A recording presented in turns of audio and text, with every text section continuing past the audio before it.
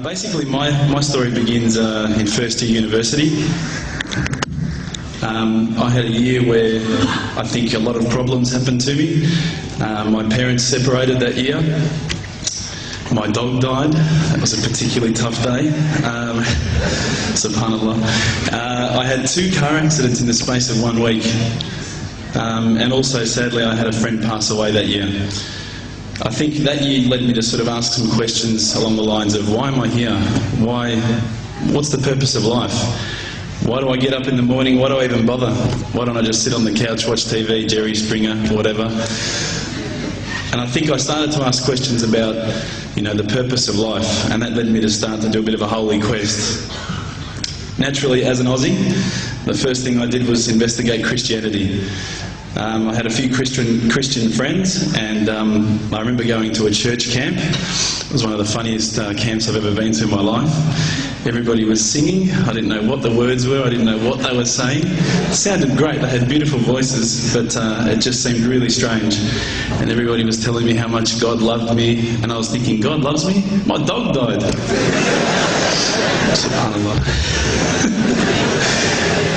So I kept on investigating Christianity, and I went to a whole lot of, different aspects of Christianity. So we're talking about Catholicism, we're talking about Anglican, Baptist, priests, pastors. And every time I'd go there and ask questions, I'd find that they wouldn't pick up the Bible and start to say, oh, this is the answer, my dear brother. They would just start answering me. They would just answer from their own opinions. And I started to realise that there was a lot of interpretations of Christianity, and a lot of people had their own interpretations, and one priest from one church was believing one particular aspect of Christianity whilst another was proclaiming another. So I started to think to myself, the Bible is one text, but there seems to be so many different interpretations, and it was confusing.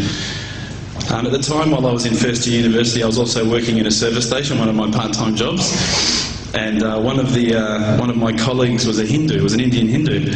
And we'd regularly change shift, and at that time I was very inquisitive, and I'd say to him, dude, what's the deal with the elephant head guy? What's the deal with that? Why has that guy got an elephant head? And he's going, oh, that's Ganesha, this. I said, but couldn't you have chosen like a lion's head or something a bit better? We'd have, these really deep theological debates while people were buying petrol. And I'd be saying, yeah, but why bring here $5 of gas? Thanks, mate. Yeah, no problems.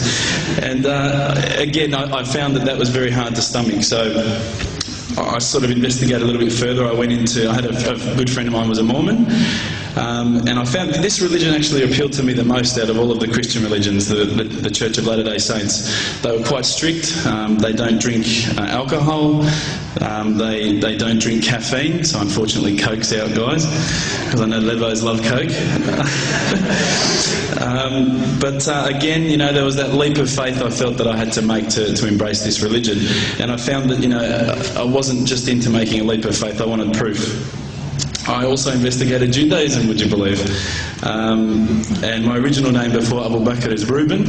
So if you've probably seen all the movies, you've seen Reubenstein. At the end, they probably thought I was Jewish, so they thought, oh, this guy's, one of us. But again, I just didn't find what I was looking for. Lastly, I probably looked into Buddhism, and I found that this was probably the religion that I was going to choose. I thought, look, this is great. There's so much, people at peace here. They seem to be really switched on, and they seem to be living one with the world, and that's what really appealed to me. But the more and more I looked into it, I guess I realised that it wasn't a religion of God. It was just a nice way to live. One of my friends, one of my close friends, who's a Christian, would you believe, said, tell me the religions that you've investigated. So I went through them. I said, Judaism, Christianity, Catholicism, Buddhism, Hinduism, He goes, what about Islam? I go, Islam? I go, they're terrorists. I'm not going to investigate that religion. They're crazy. Why would I even look at that religion? But lo and behold, I found myself walking into a mosque one day. This was my eternal quest. So I walked straight in, shoes on, straight across the prayer rug. There was a brother praying. I walked straight in front of him. As he went to go into sujood, I almost stepped on his head. Subhanallah, I didn't have any clue what I was doing. I looked over and I saw this brother. You probably know this guy. This is Abu Hamza. He's come here and he's lectured a few times. SubhanAllah, I call him Abu Da'an because he's got a very large beard, mashallah. He came walking out towards me and I thought, today I'm about to die. This is the last day of my life.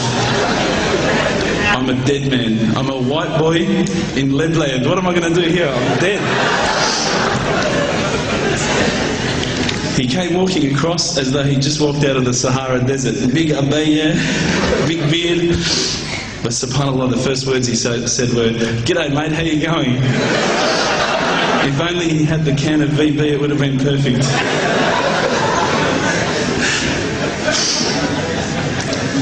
SubhanAllah, I was very taken aback by his welcoming nature. As Aussies, I guess now, I don't want to offend any Australians here, but my upbringing is from a country upbringing. My parents raised me as an atheist. They were raised as Christians. They were dragged along to church every Sunday, and they hated every minute of it. So as soon as we were born, they drummed it into our heads that when you die, you're worm food. That's it. There's no afterlife. There's no God. It's all rubbish. So I was raised as an atheist. So when I walked across and I saw Abu Hamza and he was talking to me in a very polite fashion, which I was very thankful for because I was sure I'd seen him on the 5 o'clock news hijacking a plane the day before. Now, Aussies are hospitable, don't get me wrong, but Lebos are the most hospitable people I've ever come across. And as the brother Hamza was saying, these brothers were making me cups of tea, you know, and I honestly needed to keep going to the toilet every 5 minutes. They just kept putting tea in front of me, biscuits. I'd never seen anything like it. And I think to some degree I kept coming back for the biscuits, but also for the religion. So when I sat down with these brothers, I actually started asking questions. I asked all the questions that I've asked of the priests, of the pastors, of my friends. And subhanAllah, the thing that really struck me is that every time I asked the question, they wouldn't just answer. They would pick up a Quran and they would say, "Read this, bro, read this." And there was the answer, every single time. And I would ask another question, you know, the hard questions, not the easy questions. Why do women have to wear the scarf? Why the hijab? How come I can have 4 wives and she can't have 4 husbands? You know, I wanted to know all the tough questions, which is the first questions I guess you ask when you come across Islam. But lo and behold, they kept on answering the questions with the Quran, not from their own opinion.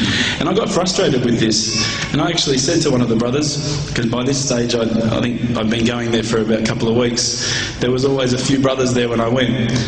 And I said to one of the brothers, I said, you know, what's your opinion on the matter? Why won't you give me your opinion? And one of the brothers turned to me one day and said, how can I have an opinion when this is the word of God?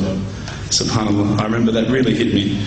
So I asked them if I could take a Quran home, and I didn't say I was going to use it to chalk up the couch or anything like that. I said I was going to respect the book, so I took it home, I started reading it.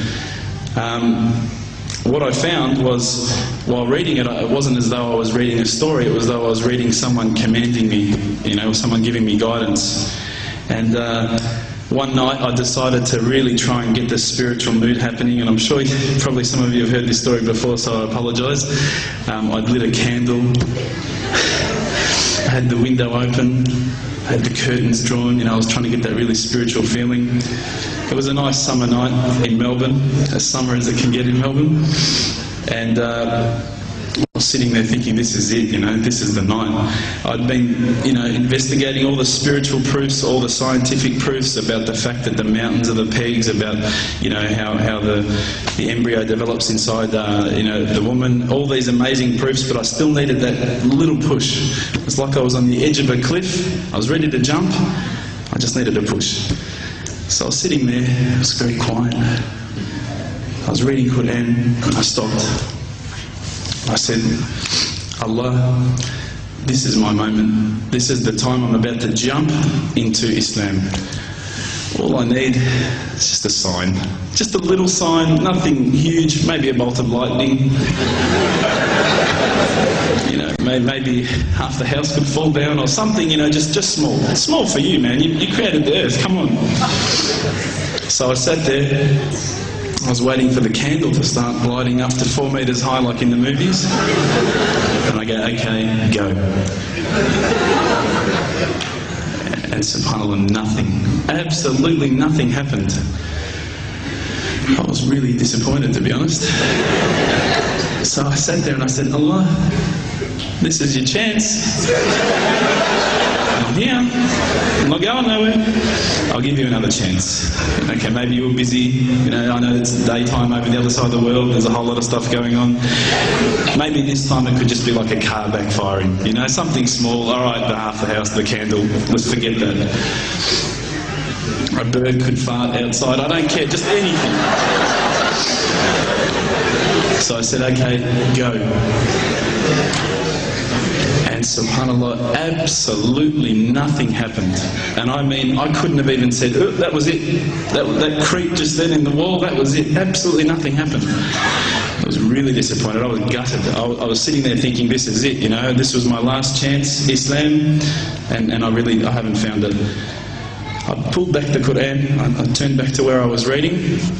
SubhanAllah, the very next verse on the next page, for those of you who ask for signs, have we not shown you enough already?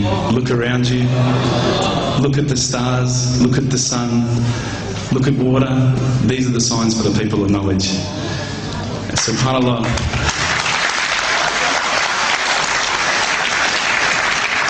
I threw the doona over my head and I pretended I was asleep. I was that scared because I couldn't believe how arrogant I'd been to want my own specific sign when all the signs had been there for me all along. The fact that we have this world, the fact that there is this creation, these are the signs for all of us. The next day I decided this is it, I'm becoming a Muslim. I've been investigating Islam now for probably about 6 months, to be honest. I went in and I said to myself, this is it, I'm going to make shahada. I had no idea what I had to say, I had no idea what the words were. It was probably close to Isha prayer, so it would have been, 7, 8 o'clock at night. I went in and I couldn't believe it, there was about 1,000 people at the mosque. I thought, subhanAllah, look at this religion. Look at how strong they are. It was the first night of Ramadan.